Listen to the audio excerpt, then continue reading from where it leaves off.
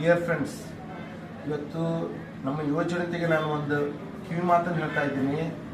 ಇದು ನಿನ್ನೆ ದಿವಸ ಗಣಪತಿ ಹಬ್ಬದ ವಿಸರ್ಜನಾ ಸಂದರ್ಭದಲ್ಲಿ ಈ ಕೆರೂರಿನ ಯುವಕ ಆ ಡಿಜೆ ಸೌಂಡಿನ ಮುಂದ್ಗಡೆ, ಆ ಸೌಂಡ್ ಬಾಕ್ಸ್ ಮುಂದ್ಗಡೆ ಹೋಗಿ ನಿಂತುಕೊಂಡಿದ್ದಾನೆ. ಕೇವಲ ಒಂದು 15-20 ನಿಮಿಷ ನಿಂತ್ಕೊಂಡಿದ್ದಾನೆ.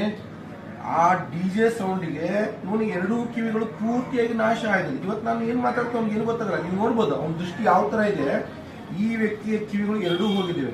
ಅದಕ್ಕೆ ನಾನು ನಿಮ್ಗೆಲ್ಲ ಹೇಳ್ತಾ ಇರೋದು ಏನಪ್ಪಾ, ಒಂದು ಕಿವಿ ಮಾತಂದ್ರೆ, ನಾವೆಲ್ಲ ಡಿಜೆ ಸೌಂಡ್ ಮುಂದೆ ನಿಂತ್ಕೊಂಡು ಹುಚ್ಚದ್ದು ಕುಣಿತೀವಿ.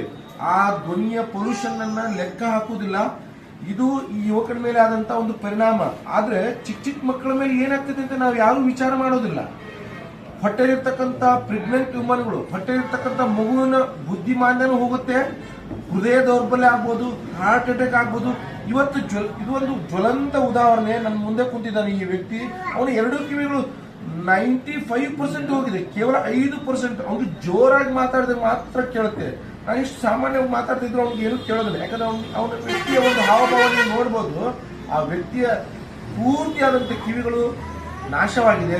ಅದಕ್ಕೆ ನಾನು ನಿಮ್ಮಲ್ಲಿ ಒಂದು ವಿನಂತಿ ಏನ್ ಮಾಡ್ಕೋತೀನಿ ಅಂತಂದ್ರೆ, ಈ ತರ ಹೆಚ್ಚೆಚ್ಚಾಗಿ ಡಿಜೆ ಸೌಂಡ್ ಅನ್ನು ಹಚ್ಕೊಂಡು ನಾಟ್ ಓನ್ಲಿ ಗಣಪತಿ ಹಬ್ಬದಲ್ಲಿ ಮಾತ್ರ ಅಲ್ಲ, ನಾವು ಉಳಿದ ಸಂದರ್ಭದಲ್ಲಿ ದೀಪಾವಳಿ ಇರ್ಬೋದು ಅಥವಾ ನಮ್ಮ ಮದುವೆ ಸಮಾರಂಭದಲ್ಲೂ ಹುಚ್ಚ